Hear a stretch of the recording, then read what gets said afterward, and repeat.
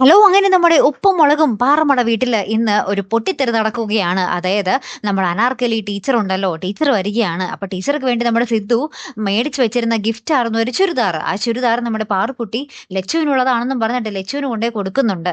പിന്നീട് നമ്മുടെ അനാർക്കലി ടീച്ചർ വരുന്നുണ്ട്. അപ്പോഴായിരിക്കും നമ്മുടെ ലച്ചു അറിയാൻ പോകുന്നത് സിദ്ധു ഇത് ടീച്ചർക്ക് വേണ്ടി മേടിച്ച് വെച്ച ഗിഫ്റ്റ് ആണെന്നും തനിക്ക് അറിയാതെ തന്റെ കയ്യിൽ വന്നു പോയതാണെന്നൊക്കെ അറിയാൻ പോകുന്നത് അപ്പോഴായിരിക്കും.